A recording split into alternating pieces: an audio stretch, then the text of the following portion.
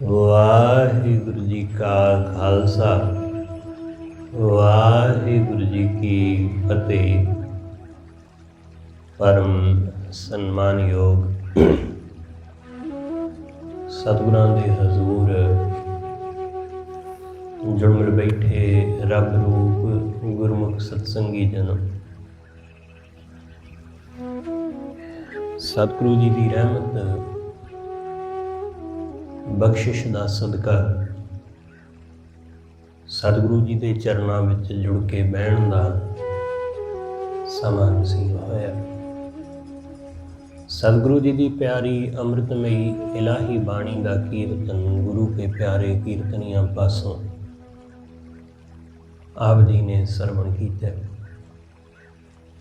ਸਤਿਗੁਰੂ ਜੀ ਦੀ ਬਖਸ਼ਿਸ਼ ਨਾਲ ਸਤਿਗੁਰੂ ਜੀ ਦੇ ਦਰ ਬਹਿ ਕੇ ਵਾਹਿਗੁਰੂ ਨਾਲ ਜੁੜਨ ਦਾ, ਸਾਂਝ ਪਾਉਣ ਦਾ ਨਿਮਾਣਾ ਜਿਹਾ ਉਪਰਾਲਾ ਕਰ ਰਹੇ ਹਾਂ। ਸਤਿਗੁਰੂ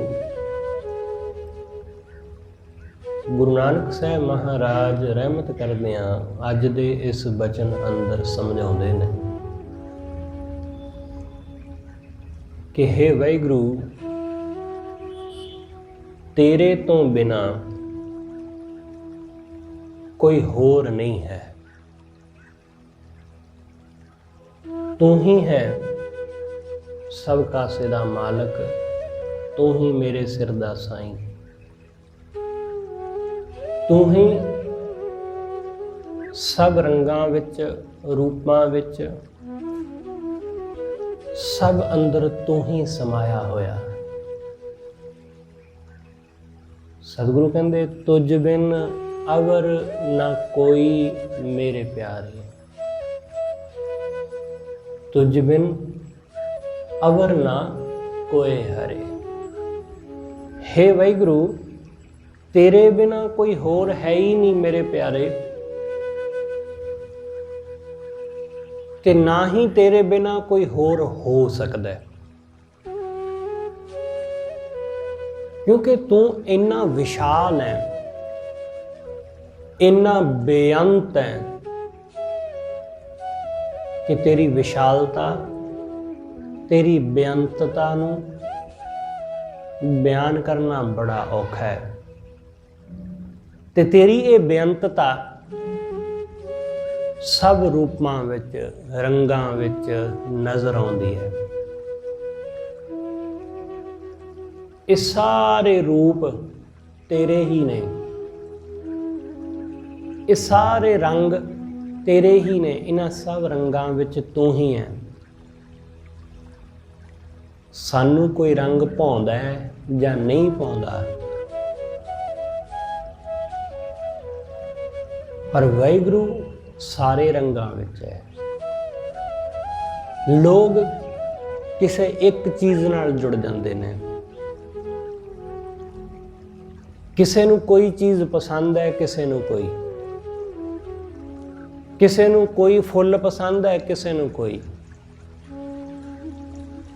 लोग उस एक चीज़ नू पकड़ के जिहड़ी चीज़ नहीं पसंद हुंदी ना, उसनू नफरत करन लग जांदे ने,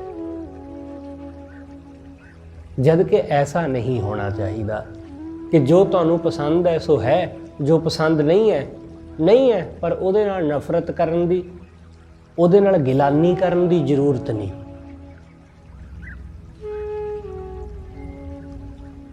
ਉਹਨੂੰ ਮੰਦਾ ਕਹਿਣ ਦੀ ਲੋੜ ਨਹੀਂ। ਤੁਹਾਨੂੰ ਗੁਲਾਬ ਦਾ ਫੁੱਲ ਪਸੰਦ ਹੈ ਤਾਂ ਪਸੰਦ ਹੈ ਬਸ, ਤੇ ਜੇ ਗੇਂਦੇ ਦਾ ਫੁੱਲ ਹੈ ਤਾਂ ਉਹਨੂੰ ਦੇਖ ਕੇ ਨੱਕ ਮੂੰਹ ਬਣਾਉਣ ਦੀ ਜ਼ਰੂਰਤ ਨਹੀਂ।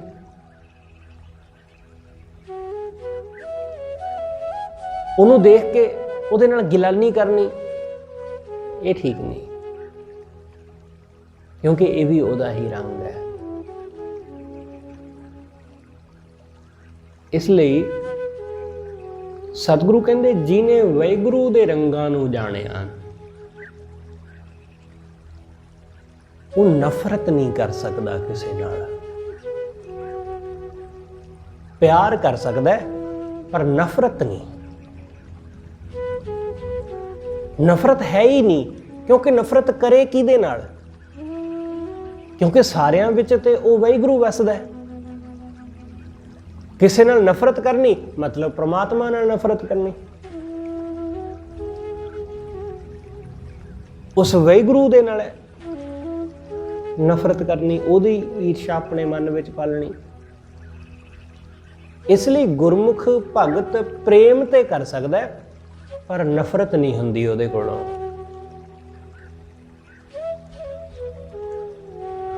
ਉਹਨੂੰ ਸਭ ਉਹੀ ਨਜ਼ਰ ਆਉਂਦਾ ਹੈ ਕਿ ਸਭ ਰੰਗਾਂ ਵਿੱਚ ਤੂੰ ਹੀ ਹੈ। ਇਸ ਲਈ ਗੁਰੂ ਨਾਨਕ ਦੇ ਘਰ ਦੀ ਵਿਲੱਖਣਤਾ ਇਹੀ ਹੈ ਜੋ ਸਭ ਨਾਲੋਂ ਗੁਰੂ ਨਾਨਕ ਸਾਹਿਬ ਮਹਾਰਾਜ ਦੇ ਮਾਰਗ ਨੂੰ ਵੱਖਰਾ ਕਰਦੀ ਹੈ। ਇਸੇ ਕਰਕੇ ਕਿਉਂਕਿ ਗੁਰੂ ਨਾਨਕ ਸਾਹਿਬ ਉਹ ਹਰ ਬੰਦੇ ਨੂੰ ਉਸ ਦੇ ਰੰਗ ਵਿੱਚ ਰਹਿਣ ਦੀ ਇਜਾਜ਼ਤ ਦਿੰਦੇ ਨੇ ਕਿ ਤੂੰ ਜੈਸਾ ਹੈ ਤੂੰ ਵੈਸਾ ਰਹਿ। ਤੂੰ ਜਿਹੜੇ ਰੰਗ ਵਿੱਚ ਹੈ ਤੂੰ ਉਸ ਰੰਗ ਵਿੱਚ ਰਹਿ।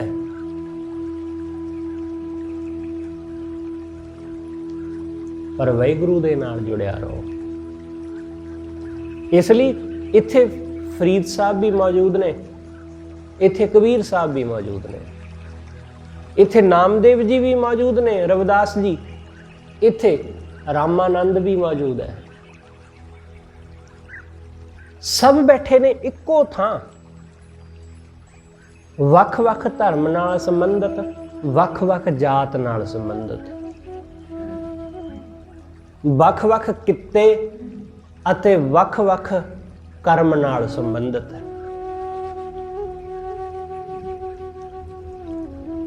ਕਿ ਉਹ ਵਾਹਿਗੁਰੂ ਸਭ ਰੰਗਾਂ ਸਭ ਭਾਂਤਾਂ ਵਿੱਚ। ਇੱਥੇ ਪੀਪੇ ਵਰਗਾ ਰਾਜਾ ਵੀ ਬੈਠਾ ਹੈ ਤੇ ਇੱਥੇ ਰਵਿਦਾਸ ਜੀ ਵਰਗਾ ਜੁੱਤੀਆਂ ਗੰਢਣ ਵਾਲਾ ਵੀ ਇੱਕੋ ਹੀ ਥਾਂ। ਇੱਥੇ ਨਾਮਦੇਵ ਜੀ ਕੱਪੜੇ ਰੰਗਣ ਵਾਲੇ ਵੀ ਬੈਠੇ ਨੇ ਤੇ ਇੱਥੇ ਸਧਨਾ ਕਸਾਈ ਵੀ ਬੈਠਾ ਹੈ। ਸਤਿਗੁਰੂ ਕਹਿੰਦੇ ਰੰਗ ਨੇ ਇਹ ਵਾਹਿਗੁਰੂ ਦੇ, ਇਹ ਪਰਮੇਸ਼ਰ ਦੇ ਰੰਗ ਨੇ। ਇਹ ਉਸ ਵਾਹਿਗੁਰੂ ਦੇ ਰੰਗਾਂ ਨੂੰ ਵੇਖ। ਇੱਥੇ ਨੀਵੀਂ ਜਾਤ ਵਾਲੇ ਬੈਠੇ ਨੇ, ਕਬੀਰ ਸਾਹਿਬ, ਨਾਮਦੇਵ, ਰਵਿਦਾਸ ਜੀ, ਸੈਣ ਜੀ, ਧੰਨਾ ਜੀ, ਤੇ ਇੱਥੇ ਉੱਚੀ ਜਾਤ ਵਾਲੇ ਬ੍ਰਾਹਮਣ ਰਾਮਾਨੰਦ ਜੀ ਵੀ ਮੌਜੂਦ ਨੇ। ਸਤਿਗੁਰੂ ਕਹਿੰਦੇ ਰੰਗ ਵੇਖ ਉਸ ਵਾਹਿਗੁਰੂ ਦੇ, ਕਿਉਂਕਿ ਉਹ ਜਾਤਾਂ ਪਾਤਾਂ ਵਿੱਚ ਨਹੀਂ ਆਉਂਦਾ, ਉਹ ਰੂਪਾਂ ਰੰਗਾਂ ਵਿੱਚ ਨਹੀਂ ਆਉਂਦਾ। ਅਮੀਰ ਗਰੀਬ ਨਾਲ ਉਹਦਾ ਕੋਈ ਫਰਕ ਨਹੀਂ, ਊਚ ਨੀਚ ਨਾਲ ਕੋਈ ਫਰਕ ਨਹੀਂ। ਸਤਿਗੁਰੂ ਕਹਿੰਦੇ ਕੋਈ ਈਰਸ਼ਾ ਨਹੀਂ, ਕੋਈ ਵੈਰ ਵਿਰੋਧ ਨਹੀਂ, ਕੋਈ ਨਫ਼ਰਤ ਨਹੀਂ, ਕੁਛ ਵੀ ਨਹੀਂ।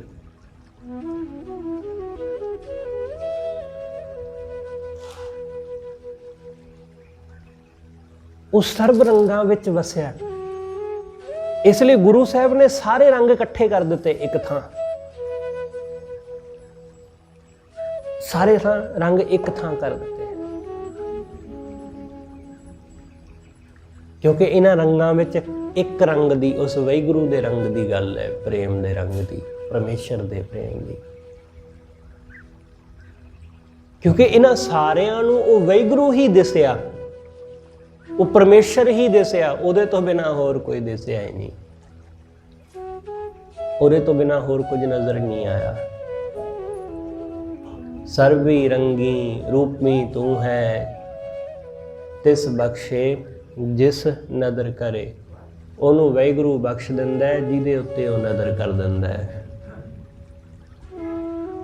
ਜਿਹਦੇ ਤੇ ਉਹ ਰਹਿਮਤ ਕਰ ਦਿੰਦਾ ਹੈ। ਇਸ ਲਈ ਵੇਖੋ ਆਪਣੇ ਆਲੇ ਦੁਆਲੇ ਨੂੰ, ਵੇਖੋ ਆਪਣੇ ਆਪ ਨੂੰ, ਉਹ ਤੁਹਾਡੇ ਰੂਪ ਵਿੱਚ ਕੈਸਾ ਪ੍ਰਗਟ ਹੋਇਆ ਹੈ, ਉਹ ਦੂਸਰੇ ਦੇ ਰੂਪ ਵਿੱਚ ਕੈਸਾ ਪ੍ਰਗਟ ਹੋਇਆ ਹੈ।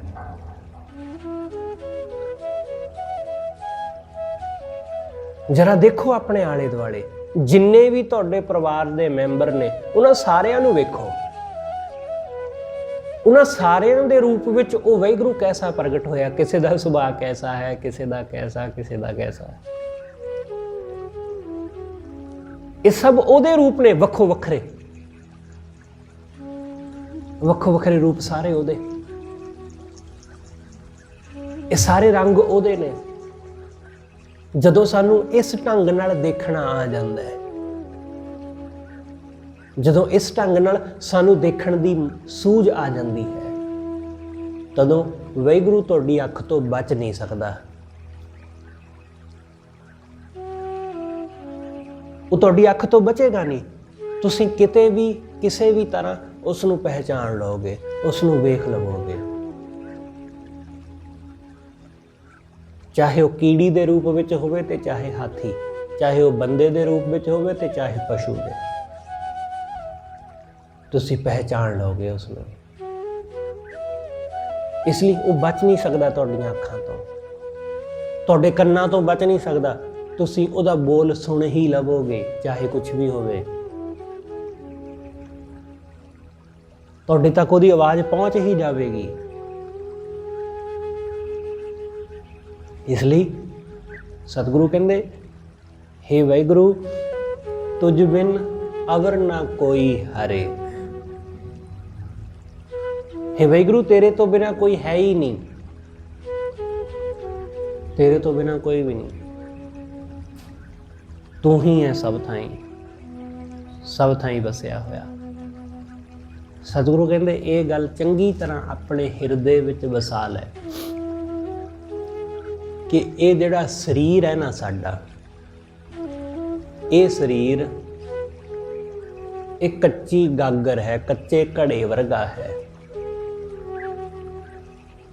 कि कच्चा घड़ा जिहड़ा बहुती देर टिकदा नहीं, वो खुर जांदा है, वो टुट जांदा है। सतगुरु कहंदे काची गागर दे दुहेली, उपजै बिनसै दुख पाई। ये साडी देही कच्ची गागर है, कच्ची गागर। दे दुहेली, ये देही दुख भोगदी है, कच्ची होण करके ही दुख भोगदी है, कच्ची होण करके ही।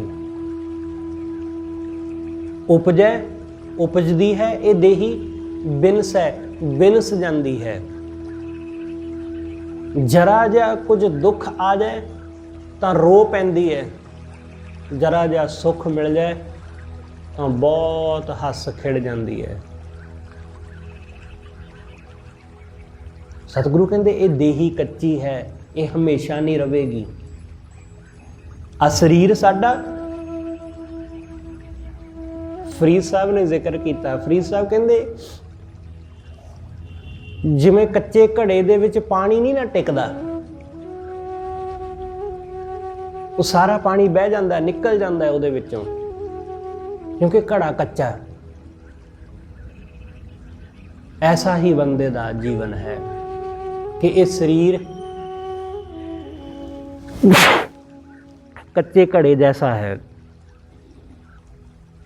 कि इहदे विचों प्राण निकल ही जाणगे, हमेशा नहीं रहणगे। फरीद साहब ने होर गल कही, कहंदे कि जिवें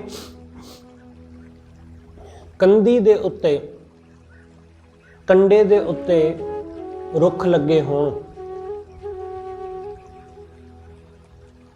कि तालाब है, तालाब दे कंढियां दे आले दुआले पेड़ लगे ने, दरख्त लगे ने। जिवें ही पानी सुकदा है, वो दरख्त भी सुक जाते हैं।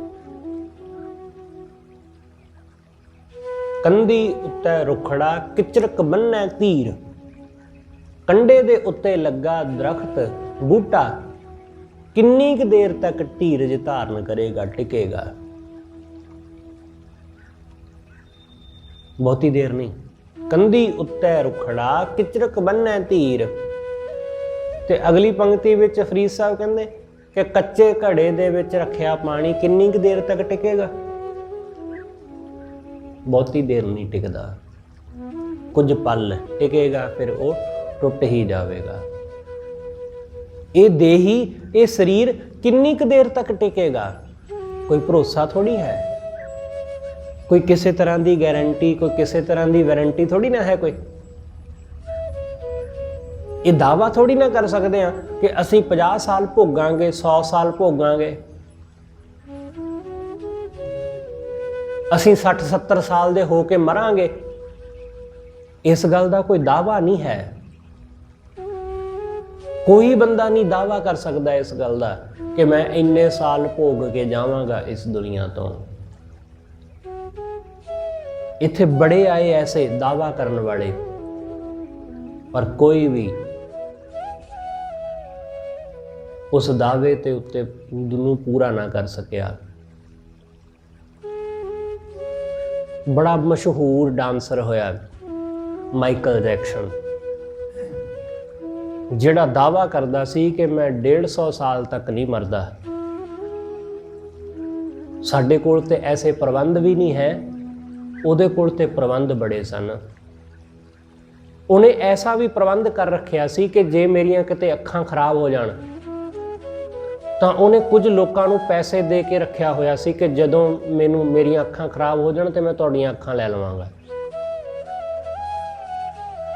ਮੇਰੇ ਦਿਲ ਨੂੰ ਕੋਈ ਤਕਲੀਫ ਹੋਵੇ, ਮੇਰਾ ਦਿਲ ਬੰਦ ਹੋ ਜਾਵੇ ਕੰਮ ਕਰਨਾ, ਤਾਂ ਤੁਹਾਡਾ ਦਿਲ ਲੈ ਲਵਾਂਗਾ ਮੈਂ। ਉਹਨਾਂ ਨੂੰ ਪੈਸੇ ਦੇ ਕੇ ਹਰ ਵੇਲੇ ਤਿਆਰ ਰੱਖੇ ਹੋਏ ਸੀ ਬੰਦੇ, ਪਰ ਰੱਬ ਨੇ ਐਸਾ ਮੌਕਾ ਹੀ ਨਹੀਂ ਦਿੱਤਾ ਉਹਨੂੰ,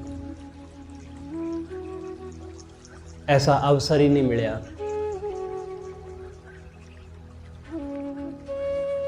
ਉਹ ਮਰ ਗਿਆ, ਜਵਾਨੀ ਵਿੱਚ ਹੀ ਚੜਾਈ ਕਰ ਗਿਆ। ਇਸ ਲਈ ਦਾਵਾ ਨਹੀਂ ਕੀਤਾ ਜਾ ਸਕਦਾ। ਸਾਡੇ ਕੋਲ ਤਾਂ ਹੈ ਹੀ ਕੁਛ ਨਹੀਂ, ਉਹਦੇ ਕੋਲ ਤਾਂ ਸਹੂਲਤਾਂ ਬੜੀਆਂ ਸਨ, ਪੈਸਾ ਬੜਾ ਸੀ, ਡਾਕਟਰਾਂ ਦੀ ਟੀਮ ਹਰ ਵੇਲੇ ਉਹਦੇ ਕੋਲ ਰਹਿੰਦੀ ਸੀ। ਕਿਤੇ ਵੀ ਦੁਨੀਆ ਦੇ ਵਿੱਚ ਉਹ ਕਿਤੇ ਪ੍ਰੋਗਰਾਮ ਕਰਨ ਜਾਂਦਾ ਸੀ ਤਾਂ ਡਾਕਟਰ ਦੀ ਟੀਮ ਉਹਦੇ ਨਾਲ ਜਾਂਦੀ ਸੀ। ਕਿਸੇ ਬੰਦੇ ਨੂੰ ਮਿਲਦਾ ਸੀ, ਕਿਸੇ ਨਾਲ ਹੱਥ ਮਿਲਾਉਂਦਾ ਸੀ ਤਾਂ ਉਸ ਤੋਂ ਬਾਅਦ ਡਾਕਟਰ ਉਹਦਾ ਚੈੱਕਅਪ ਕਰਦੇ ਸਨ ਕਿ ਇਹਨੂੰ ਕੋਈ ਇਨਫੈਕਸ਼ਨ ਤੇ ਨਹੀਂ ਹੋ ਗਿਆ ਕਿਸੇ ਬੰਦੇ ਤੋਂ। ਪਰ ਮਰ ਗਿਆ ਉਹ।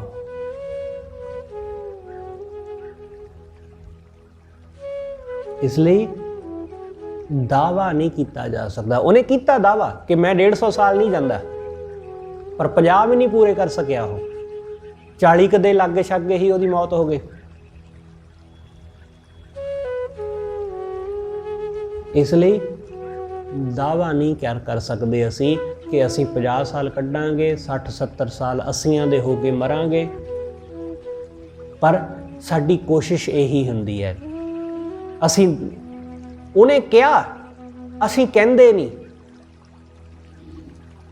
ਉਹਨੇ ਦਾਵਾ ਕੀਤਾ, ਉਹਨੇ ਪ੍ਰਗਟਾਵਾ ਕੀਤਾ ਇਸ ਗੱਲ ਦਾ, ਪਰ ਅਸੀਂ ਲੋਕ ਕਰਦੇ ਨਹੀਂ। ਪਰ ਮਨ ਹੀ ਮਨ ਵਿੱਚ ਸਾਡੇ ਵੀ ਇਹੀ ਹੈ। ਇਸ ਲਈ ਤਾਂ ਅਸੀਂ ਲੰਬੀਆਂ ਆਸਾਂ ਲਾ ਕੇ ਬੈਠੇ ਹਾਂ। ਅਸੀਂ ਲੰਬੀਆਂ ਆਸਾਂ ਲਾ ਕੇ ਬੈਠੇ ਹਾਂ ਕਿ ਹਾਲੇ ਪੁੱਤ ਪੋਤਿਆਂ, ਦੋਹਤਿਆਂ, ਪੜੋਤਿਆਂ ਦੇ ਮੂੰਹ ਦੇਖਣੇ ਨੇ। ਇਹਦਾ ਮਤਲਬ ਕੀ ਹੈ? ਇਹਦਾ ਮਤਲਬ ਇਹੀ ਹੈ ਕਿ 80-90 ਸਾਲ ਦੇ ਹੋ ਕੇ ਮਰਾਂਗੇ। ਬੜੀਆਂ ਲੰਬੀਆਂ ਆਸਾਂ ਲਾਈਆਂ ਹੋਈਆਂ ਨੇ, ਬੜੀਆਂ ਦੂਰ ਦੀਆਂ। ਸਤਿਗੁਰੂ ਕਹਿੰਦੇ ਭਾਈ ਇਹ ਕੱਚੀ ਦੇਹੀ ਹੈ, ਕੱਚੀ ਗਾਗਰ, ਇਹਦਾ ਕੋਈ ਭਰੋਸਾ ਨਹੀਂ ਹੈ ਕਿ ਕਦੋਂ ਇਹ ਬਿਨਸ ਜਾਵੇ, ਕਦੋਂ ਇਹ ਟੁੱਟ ਜਾਵੇ। ਇਹਦਾ ਦਾਵਾ ਨਹੀਂ ਕੀਤਾ ਜਾ ਸਕਦਾ। ਇਹ ਸਾਗਰ, ਇਹ ਜਗ ਸਾਗਰ ਦੁੱਤਰ ਕਿਉਂ ਤਰੀਐ? ਸਤਿਗੁਰੂ ਕਹਿੰਦੇ ਇਹ ਸਾਗਰ, ਦੁੱਤਰ ਮਤਲਬ ਜਿਹਨੂੰ ਤਰਿਆ ਨਾ ਜਾ ਸਕੇ। ਇਹ ਭਵ ਸਾਗਰ ਜਿਹਨੂੰ ਪਾਰ ਨਹੀਂ ਕੀਤਾ ਜਾ ਸਕਦਾ। ਇਹਨੂੰ ਤੈਰ ਕੇ ਪਾਰ ਕਰਨਾ ਬੜਾ ਔਖਾ ਹੈ, ਨਹੀਂ ਤਰ ਸਕਦਾ ਬੰਦਾ। ਬਿਨ ਹਰਗੁਰ ਪਾਰ ਨਾ ਪਾਈ, ਗੁਰੂ ਤੋਂ ਬਿਨਾ, ਵਾਹਿਗੁਰੂ ਤੋਂ ਬਿਨਾ ਇਹਨੂੰ ਪਾਰ ਨਹੀਂ ਲੰਘਿਆ ਜਾ ਸਕਦਾ। ਗੁਰੂ ਮਿਲ ਜਾਵੇ ਤਾਂ ਬੰਦਾ ਪਾਰ ਲੰਘ ਜਾਂਦਾ ਹੈ। ਗੁਰੂ ਮਿਲ ਪਵੇ ਤਾਂ ਇਸ ਭਵ ਸਾਗਰ ਨੂੰ ਪਾਰ ਲੰਘ ਜਾਈਦਾ। ਗੁਰੂ ਤੋਂ ਬਿਨਾ ਪਾਰ ਨਹੀਂ ਲੰਘ ਸਕਦੇ, ਗੁਰੂ ਤੋਂ ਬਿਨਾ ਡੁੱਬ ਜਾਈਦਾ ਹੈ, ਕਿਉਂਕਿ ਗੁਰੂ ਹੀ ਤਾਂ ਬੇੜੀ ਹੈ। ਸਤਿਗੁਰੂ ਕਹਿੰਦੇ ਗੁਰੂ ਹੀ ਤਾਂ ਤੁਲ੍ਹਾ ਹੈ। ਗੁਰ ਪੌੜੀ ਬੇੜੀ ਗੁਰੂ, ਗੁਰ ਤੁਲ੍ਹਾ ਹਰ ਨਾਉ।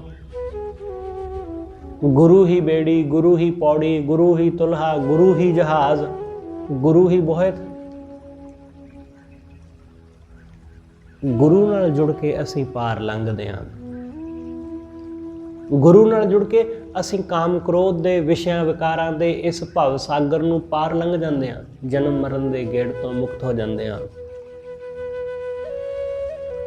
ਇਸ ਲਈ ਸਤਿਗੁਰੂ ਕਹਿੰਦੇ ਭਾਈ ਉਸ ਵਾਹਿਗੁਰੂ ਤੋਂ ਬਿਨਾ ਹੋਰ ਕੋਈ ਨਹੀਂ ਹੈ ਜਿਹੜਾ ਸਾਡੇ ਤੇ ਕਿਰਪਾ ਕਰੇ, ਸਾਨੂੰ ਪਾਰ ਲੰਘਾਵੇ। ਤੁਝ ਬਿਨ ਅਵਰ ਨਾ ਕੋਈ ਮੇਰੇ ਪਿਆਰੇ, ਤੁਝ ਬਿਨ ਅਵਰ ਨਾ ਕੋਏ ਹਰੇ। हे ਸੱਚੇ ਪਾਤਸ਼ਾਹ, ਤੇਰੇ ਤੋਂ ਬਿਨਾ ਹੋਰ ਕੋਈ ਨਹੀਂ, ਤੂੰ ਹੀ ਹੈ ਮਾਲਕ। ਸਰਵੀ ਰੰਗੀ ਰੂਪੀ ਤੂੰ ਹੈ, ਸਭ ਰੰਗਾਂ ਸਭ ਰੂਪਾਂ ਵਿੱਚ ਤੂੰ ਹੀ ਹੈ। ਇਹ ਸਾਰੇ ਰੂਪ ਤੇਰੇ ਨੇ ਜਿੰਨੇ ਵੀ ਸਾਨੂੰ ਨਜ਼ਰ ਆ ਰਹੇ ਨੇ, ਜੋ ਵੀ ਸਾਡੀ ਅੱਖ ਪਕੜਦੀ ਹੈ, ਇਹ ਸਭ ਵਾਹਿਗੁਰੂ ਦਾ ਰੂਪ ਹੈ। ਤਿਸ ਬਖਸ਼ੇ ਉਸ ਨੂੰ ਤੂੰ ਬਖਸ਼ਦਾ ਜਿਸ ਨਦਰ ਕਰੇ, ਜਿਹਦੇ ਤੇ ਤੇਰੀ ਨਜ਼ਰ ਹੋ ਜਾਂਦੀ, ਜਿਹਦੇ ਤੇ ਤੂੰ ਨਜ਼ਰ ਕਰ ਦਿੰਦਾ ਉਹਨੂੰ ਬਖਸ਼ ਲੈਂਦਾ। ਰਹਾਓ ਸਾਸ ਬੁਰੀ ਘਰ ਵਾਸ ਨਾ ਦੇਵੇ, ਫਿਰ ਸਿਉ ਮਿਲਣ ਨਾ ਦੇ ਬੁਰੀ। ਸਤਿਗੁਰੂ ਕਹਿੰਦੇ ਸੱਸ ਉਹ ਬੜੀ ਬੁਰੀ ਹੈ, ਉਹ ਘਰ ਵਿੱਚ ਟਿਕਣ ਨਹੀਂ ਦਿੰਦੀ ਤੇ ਪਤੀ ਦੇ ਨਾਲ ਮਿਲਣ ਨਹੀਂ ਦਿੰਦੀ। ਇੱਥੇ ਸੱਸ ਤੋਂ ਭਾਵ ਹੈ ਮਾਇਆ। ਆ ਜਿਹੜੀ ਮਾਇਆ ਹੈ ਨਾ, ਇਹ ਉਸ ਵਾਹਿਗੁਰੂ ਨਾਲ ਬੰਦੇ ਨੂੰ ਮਿਲਣ ਨਹੀਂ ਦਿੰਦੀ ਤੇ ਆਪਣੇ ਘਰ ਦੇ ਵਿੱਚ, ਨਿੱਜ ਘਰ ਵਿੱਚ ਬੰਦੇ ਨੂੰ ਟਿਕਣ ਨਹੀਂ ਦਿੰਦੀ। ਬੰਦਾ ਭਟਕਦਾ ਰਹਿੰਦਾ ਨਾ ਮਾਇਆ ਮਗਰ। ਸੱਸ ਭਜਾਈ ਰੱਖਦੀ ਸਾਰਾ ਦਿਨ ਕਿ ਆਹ ਕਰ ਲੈ, ਉਹ ਕਰ ਲੈ, ਆ ਕੱਪੜੇ ਰਹਿ ਗਏ ਧੋਣ ਵਾਲੇ, ਆ ਝਾੜੂ ਲਾਉਣ ਵਾਲਾ ਰਹਿ ਗਿਆ, ਆ ਪੋਚਾ ਰਹਿ ਗਿਆ, ਆ ਫਲਾਣੀ ਥਾਂ ਜਾਲੇ ਲੱਗੇ ਰਹਿ ਗਏ, ਆ ਕੰਮ ਰਹਿ ਗਿਆ, ਉਹ ਰਹਿ ਗਿਆ। ਭਜਾਈ ਰੱਖਦੀ ਸਾਰਾ ਦਿਨ। ਉਹ ਮਾਇਆ ਬਿਲਕੁਲ ਐਸਾ ਹੀ ਕਰਦੀ ਹੈ, ਕਦੇ ਕਿਸੇ ਚੀਜ਼ ਮਗਰ ਬੰਦੇ ਨੂੰ ਭਜਾਈ ਰੱਖਦੀ, ਕਦੇ ਕਿਸੇ ਚੀਜ਼ ਮਗਰ। ਸਾਡਾ ਮਨ ਮਾਇਆ ਦੇ ਮਗਰ ਭੱਜਦਾ ਹੀ ਰਹਿੰਦਾ ਹੈ, ਦੌੜਦਾ ਹੀ ਰਹਿੰਦਾ ਹੈ, ਇਹ ਟਿਕਦਾ ਹੀ ਨਹੀਂ। ਮਾਇਆ ਰੂਪੀ ਸੱਸ ਉਹ ਆਪਣੇ ਘਰ ਵਿੱਚ ਟਿਕ ਕੇ ਬਹਿਣ ਨਹੀਂ ਦਿੰਦੀ। ਆਪਣੇ ਹੀ ਘਰ ਵਿੱਚ ਬੰਦਾ ਪਰਦੇਸੀ ਹੋਇਆ ਪਿਆ ਕਿ ਉਹ ਇਸਤਰੀ ਆਪਣੇ ਘਰ ਵਿੱਚ ਮੌਜੂਦ ਹੈ, ਘਰ ਵਿੱਚ ਮੌਜੂਦ ਹੋਣ ਦੇ ਬਾਵਜੂਦ ਵੀ ਉਹ ਆਪਣੇ ਪਤੀ ਦਾ ਸੰਗ ਨਹੀਂ ਕਰ ਪਾਉਂਦੀ, ਕਿਉਂਕਿ ਵਿੱਚ ਸੱਸ ਖੜੋ ਗਈ, ਵਿੱਚ ਮਾਇਆ ਖੜੋ ਗਈ। ਇਸ ਲਈ ਅਸੀਂ ਆਪਣੇ ਘਰ ਦੇ ਵਿੱਚ ਹੋਣ ਦੇ ਬਾਵਜੂਦ ਵੀ ਵਾਹਿਗੁਰੂ ਨਾਲ ਮਿਲ ਨਹੀਂ ਪਾਉਂਦੇ, ਕਿਉਂਕਿ ਕਦੇ ਕਾਮ, ਕਦੇ ਕ੍ਰੋਧ, ਕਦੇ ਲੋਭ, ਕਦੇ ਮੋਹ, ਕਦੇ ਹੰਕਾਰ, ਕਦੇ ਪੈਸਾ, ਕਦੇ ਰੂਪ, ਕਦੇ ਰੰਗ, ਕਦੇ ਰੁਤਬਾ, ਕਦੇ ਅਹੁਦਾ, ਕਦੇ ਕਿਸੇ ਬੰਦੇ ਦੀ ਕੋਈ ਨਿੰਦਾ, ਕੋਈ ਚੁਗਲੀ, ਕੋਈ ਵਡਿਆਈ, ਕੋਈ ਉਪਮਾ, ਬੜਾ ਕੁਛ ਹੈ। ਇਹ ਸਾਰਾ ਕੁਛ ਮਾਇਆ ਦਾ ਰੂਪ ਹੈ, ਇਹਦੇ ਮਗਰ ਅਸੀਂ ਭੱਜੇ ਫਿਰਦੇ ਰਹਿੰਦੇ ਹਾਂ। ਪਤੀ ਘਰ ਵਿੱਚ ਹੁੰਦਾ ਪਰ ਮੇਲ ਨਹੀਂ ਹੁੰਦਾ ਵਾਹਿਗੁਰੂ ਨਾਲ, ਪ੍ਰਮਾਤਮਾ ਨਾਲ, ਉਹਦੇ ਨਾਲ ਸੰਗ ਹੀ ਨਹੀਂ ਜੁੜਦਾ, ਮਾਇਆ ਭਟਕਾਈ ਜਾਂਦੀ ਹੈ। ਸਤਿਗੁਰੂ ਕਹਿੰਦੇ ਸਾਸ ਬੁਰੀ ਘਰ ਵਾਸ ਨਾ ਦੇਵੈ, ਫਿਰ ਸਿਉ ਮਿਲਣ ਨਾ ਦੇ ਬੁਰੀ। ਇਹ ਬੜੀ ਬੁਰੀ ਹੈ, ਇਹ ਬੜੀ ਭੈੜੀ ਹੈ। ਉਹਦੇ ਨਾਲ ਜੁੜਨ ਨਹੀਂ ਦਿੰਦੀ, ਉਹਦੇ ਨਾਲ ਬਹਿਣ ਹੀ ਨਹੀਂ ਦਿੰਦੀ। ਤੁਸੀਂ ਜਰਾ ਜਿਹਾ ਬੈਠਦੇ ਹੋ ਗੁਟਕਾ ਲੈ ਕੇ, ਜਰਾ ਜਿਹਾ ਤੁਸੀਂ ਬੈਠਦੇ ਹੋ ਸਿਮਰਨ ਕਰਨ, ਇਹ ਮਾਇਆ ਸੱਸ ਉਸੇ ਵੇਲੇ ਤੁਹਾਡੇ ਮਨ ਨੂੰ ਭਟਕਾ ਦਿੰਦੀ। ਇਹ ਉਸੇ ਵੇਲੇ ਕੋਈ ਨਾ ਕੋਈ ਖਿਆਲ, ਜਿਵੇਂ ਭੈੜੀ ਸੱਸ ਜਿਵੇਂ ਹੀ ਨੂੰਹ ਬਹਿੰਦੀ ਹੈ ਉਵੇਂ ਹੀ ਉਹਨੂੰ ਕੋਈ ਹੋਰ ਕੰਮ ਦੱਸ ਦਿੰਦੀ ਕਿ ਆਹ ਕੰਮ ਤੇਰਾ ਰਹਿ ਗਿਆ ਹਾਲੇ, ਫੇਰ ਬੈਠੀ। ਉਹ ਸਾਰਾ ਦਿਨ ਇਸੇ ਜਿਵੇਂ ਹੀ ਬਹਿਣ ਲੱਗਦੀ ਉਵੇਂ ਹੀ ਕੋਈ ਨਾ ਕੋਈ ਕੰਮ ਦੱਸ ਦਿੰਦੀ, ਜਿਵੇਂ ਬਹਿਣ ਲੱਗਦੀ ਉਵੇਂ ਕੁਝ ਨਾ ਕੁਝ ਕਹਿ ਦਿੰਦੀ। ਮਨ ਦੀ ਹਾਲਤ ਬਿਲਕੁਲ ਐਸੀ ਹੋਈ ਪਈ ਹੈ ਉਸ ਨੂੰ ਵਰਗੀ ਕਿ ਜਿਵੇਂ ਹੀ ਮਨ ਟਿਕਣ ਲੱਗਦਾ ਮਾਇਆ ਦਾ ਕੋਈ ਫੁਰਨਾ ਆ ਜਾਂਦਾ ਹੈ, ਜਿਵੇਂ ਹੀ ਸਿਮਰਨ ਵਿੱਚ ਬਹਿਣ ਲੱਗਦਾ ਕੋਈ ਨਾ ਕੋਈ ਖਿਆਲ ਆ ਜਾਂਦਾ ਹੈ, ਜਿਵੇਂ ਹੀ ਇਹ ਸੇਵਾ ਕਰਨ ਲੱਗਦਾ ਕੋਈ ਨਾ ਕੋਈ ਫੁਰਨਾ ਫੁਰ ਜਾਂਦਾ ਹੈ। ਇਸ ਲਈ ਟਿਕ ਹੀ ਨਹੀਂ ਪਾਉਂਦਾ ਇਹ ਮਨ। ਇਸ ਕਰਕੇ ਸਤਿਗੁਰੂ ਕਹਿੰਦੇ ਸਖੀ ਸਾਜਨੀ ਕੇ ਹੋਂ ਚਰਨ ਸਰੇਵਾ। ਮੈਂ ਗੁਰਮੁਖ ਸਹੇਲੀਆਂ, ਸਤਸੰਗੀ ਸਹੇਲੀਆਂ, ਉਹਨਾਂ ਦੇ ਚਰਨ ਸੇਵਦੀਆਂ,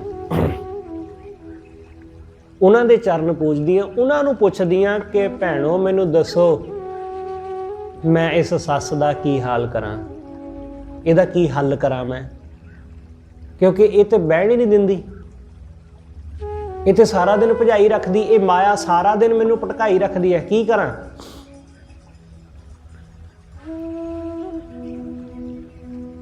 ਤਾਂ ਉਹਨਾਂ ਨੇ ਫਿਰ ਦੱਸਿਆ ਕਿ ਗੁਰੂ ਦੀ ਕਿਰਪਾ ਜੇ ਹੋ ਜਾਵੇ, ਜੇ ਗੁਰੂ ਦੀ ਰਹਿਮਤ ਹੋ ਜਾਵੇ ਤਾਂ ਇਸ ਮਾਇਆ ਦੇ ਵਿੱਚ ਹੀ ਉਸ ਵਾਹਿਗੁਰੂ ਨਾਲ ਸਾਂਝ ਪੈ ਜਾਂਦੀ ਹੈ।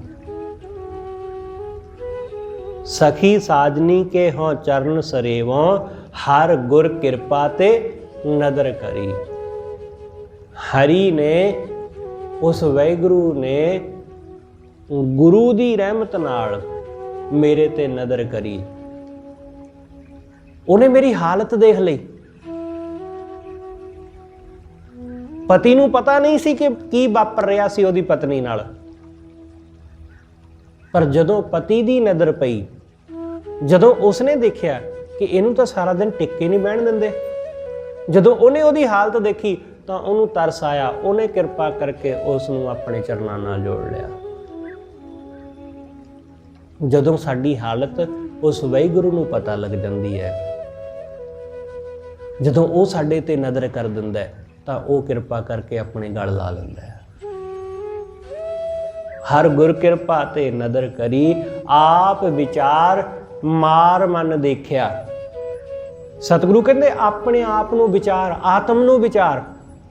ਜਦੋਂ ਆਪਣੇ ਆਪ ਨੂੰ ਵਿਚਾਰਿਆ ਨਾ, ਆਪਣੇ ਆਪ ਨੂੰ ਸਵਾਰਿਆ, ਆਪ ਵਿਚਾਰ ਮਾਰ ਮਨ ਦੇਖਿਆ। ਆਪ ਨੂੰ ਹੀ ਦੇਖਣਾ, ਆਤਮ ਨੂੰ। ਦੂਸਰਿਆਂ ਨੂੰ ਦੇਖ ਕੇ ਕੁਝ ਹਾਸਲ ਹੋਣ ਵਾਲਾ ਨਹੀਂ। ਦੂਸਰੇ ਕੀ ਕਰਦੇ ਨੇ, ਕੀ ਸੋਚਦੇ ਨੇ, ਕੀ ਪਹਿਨਦੇ ਨੇ, ਕੀ ਖਾਂਦੇ ਨੇ, ਇਹਨਾਂ ਗੱਲਾਂ 'ਚ ਕੁਝ ਨਹੀਂ ਹੈ। ਇਹ ਫਾਲਤੂ ਦੀਆਂ ਗੱਲਾਂ ਨੇ। ਅਸੀਂ ਆਪਣੇ ਆਪ ਨੂੰ ਦੇਖੀਏ ਕਿ ਅਸੀਂ ਕੀ ਕਰਦੇ ਹਾਂ, ਸਾਡਾ ਜੀਵਨ ਕੈਸਾ ਹੈ, ਸਾਡੇ ਅੰਦਰ ਪ੍ਰੇਮ ਹੈ ਕਿ ਨਹੀਂ, ਸ਼ਰਧਾ ਹੈ ਕਿ ਨਹੀਂ। ਅਸੀਂ ਖੁਦ ਨੂੰ ਦੇਖੀਏ। ਦੂਸਰੇ ਨੇ ਬਹੁਤ ਵਧੀਆ ਸ਼ਿੰਗਾਰ ਕੀਤਾ ਹੋਵੇ, ਗਹਿਣਾ ਗੱਟਾ ਪਹਿਨਿਆ ਹੋਵੇ, ਉਹਦਾ ਸਾਨੂੰ ਕੀ ਮਤਲਬ? ਸਾਨੂੰ ਉਹਦਾ ਕੋਈ ਸੁੱਖ ਥੋੜੀ ਮਿਲਣਾ। ਦੂਸਰੇ ਦੀ ਕਾਰ ਸਾਨੂੰ ਥੋੜੀ ਨਾ ਸੁੱਖ ਦੇਗੀ, ਦੂਸਰੇ ਦਾ ਘਰ ਸਾਨੂੰ ਥੋੜੀ ਸੁੱਖ ਦੇਗਾ, ਦੂਸਰੇ ਦਾ ਲਿਬਾਸ ਉਹ ਸਾਨੂੰ ਕੀ ਆਰਾਮ ਦੇਗਾ? ਕੁਝ ਵੀ ਨਹੀਂ। ਸਗੋਂ ਮਨ ਵਿੱਚ ਲੋਭ ਜਾਗੇਗਾ ਕਿ ਮੈਨੂੰ ਵੀ ਇਹ ਚਾਹੀਦਾ, ਮੈਨੂੰ ਵੀ ਆਹ ਪੈਸਾ ਚਾਹੀਦਾ, ਮੈਨੂੰ ਵੀ ਐਸਾ ਘਰ ਚਾਹੀਦਾ। ਸਤਿਗੁਰੂ ਕਹਿੰਦੇ ਆਪਣੇ ਮਨ ਨੂੰ ਦੇਖ, ਇਹਨੂੰ ਵਿਚਾਰ, ਆਪਣੇ ਮਨ ਅੰਦਰ ਵਿਚਾਰ। ਆਪ ਵਿਚਾਰ ਮਾਰ ਮਨ ਦੇਖਿਆ। ਆਪਣੀ ਮੈਂ ਨੂੰ ਮਾਰ ਕੇ ਮਨ ਨੂੰ ਦੇਖਿਆ ਤਾਂ ਸਮਝ ਆਈ ਕਿ ਤੁਮ ਸਾ ਮੀਤ ਨਾ ਅਵਰ ਕੋਈ। ਹੇ ਵਾਹਿਗੁਰੂ, ਜਦੋਂ ਮਨ ਮਰਿਆ, ਜਦੋਂ ਮੈਂ ਮਰੀ, ਤਾਂ ਪਤਾ ਚੱਲਿਆ ਕਿ ਤੇਰੇ ਜੈਸਾ ਤਾਂ ਹੋਰ ਕੋਈ ਹੈ ਹੀ ਨਹੀਂ, ਤੇਰੇ ਵਰਗਾ ਹੋਰ ਕੋਈ ਹੈ ਹੀ ਨਹੀਂ। ਜਿਉਂ ਤੂੰ ਰੱਖੈਂ ਤਿਵ ਹੀ ਰਹਿਣਾ, ਜਿਵੇਂ ਤੂੰ ਰੱਖੇ ਉਵੇਂ ਹੀ ਰਹਿਣਾ। ਹੇ ਵਾਹਿਗੁਰੂ, ਜਿਵੇਂ ਤੂੰ ਰੱਖੇ मैं उवें रहना। सुख दुख सुख देवे करें सोई, दुख देवे सुख देवे जो तू देवे मैं उहदे विच राजी। मैं सुख विच भी रहन नूं तैयार, मैं दुख विच भी रहन नूं तैयार। बस एक बेनती कि तेरे नालों सांझ ना टुटे, चाहे दुख होवे ते चाहे सुख। तू किरपा करी, तू छड्ड के ना जावीं। बस तेरा लड़ ना छुटे, चाहे दुख होवे चाहे सुख। इसलिए सतगुरु कहते दुख सुख देवे करें सोई, आसा मनसा दो विनाशत। बंदे दे अंदर दियां सब आसा मनसा बिनस गईयां।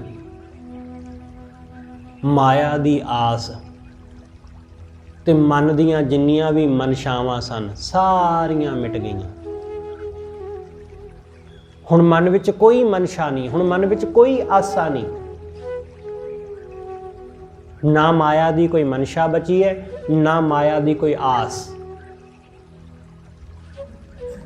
आसा मनसा दो विनाशत, त्रिगुण आस निराश पई। माया दे तिन्ना गुणां दी आस वो मिट गई। निरास, हुण माया तो निराश हो गया, हुण माया दी कोई आस नहीं है।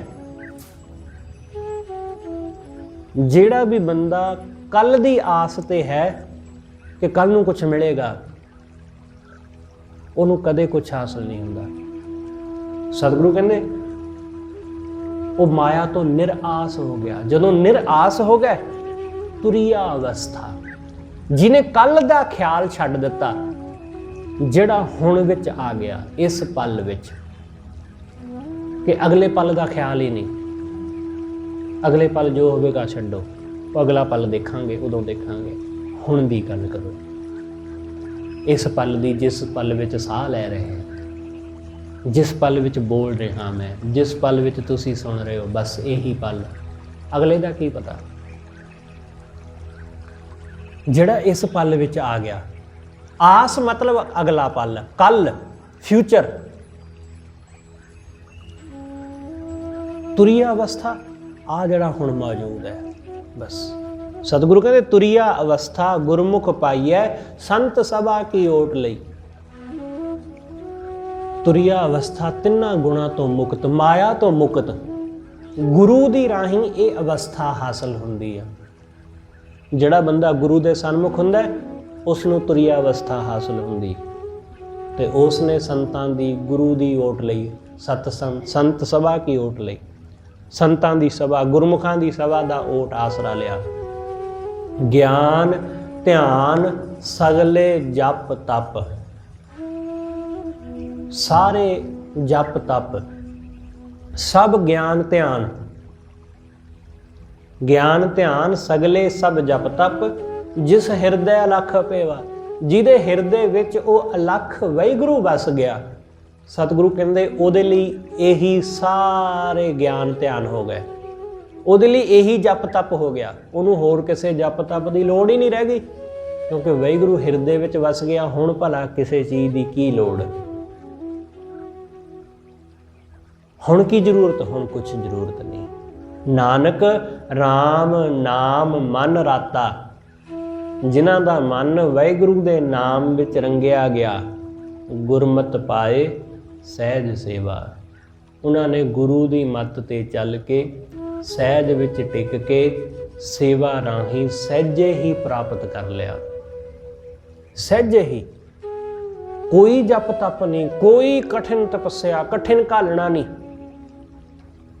ਉਹਦੀ ਸੇਵਾ ਕਰਕੇ ਸਹਿਜੇ ਹੀ ਹਿਰਦੇ ਦੇ ਵਿੱਚ ਆ ਵਸਿਆ ਉਹ। ਇਸ ਲਈ ਸਤਿਗੁਰੂ ਕਹਿੰਦੇ ਉਹਦੇ ਲਈ ਇਹੀ ਸਾਰੇ ਜਪ ਤਪ ਹੋ ਨਿਬੜੇ, ਉਹਦੇ ਲਈ ਇਹੀ ਸਭ ਪੂਜਾ ਪਾਠ ਹੋ ਨਿਬੜਿਆ, ਜਿਹਨੇ ਉਸ ਵਾਹਿਗੁਰੂ ਦੀ ਸੇਵਾ ਕੀਤੀ ਤੇ ਉਹਨੂੰ ਹਿਰਦੇ ਵਿੱਚ ਵਸਾ ਲਿਆ। ਸਤਿਗੁਰੂ ਰਹਿਮਤ ਕਰੇ ਕਿ ਐਸੀ ਬਖਸ਼ਿਸ਼, ਐਸੀ ਦਾਤ ਕਿ ਉਹਦਾ ਨਾਮ ਸਾਡੇ ਹਿਰਦੇ ਵਿੱਚ ਆ ਵਸੇ, ਤੇ ਉਹਦੇ ਵਸਣ ਨਾਲ ਸਭ ਕੁਝ ਆ ਜਾਂਦਾ ਹੈ। ਹੋਈਆਂ ਭੁੱਲਾਂ ਦੀ ਖਿਮਾ ਸਤਿਗੁਰੂ ਜੀ ਅਤੇ ਆਪ ਸਰਬੱਤ ਸੰਗਤ ਬਖਸ਼ਣਯੋਗ, ਭੁੱਲਾਂ ਨਾ ਚਿਤਾਰਦੇ ਹੋਏ ਆਖੋ ਜੀ ਵਾਹਿਗੁਰੂ ਜੀ ਕਾ ਖਾਲਸਾ, ਵਾਹਿਗੁਰੂ ਜੀ ਕੀ ਫਤਿਹ।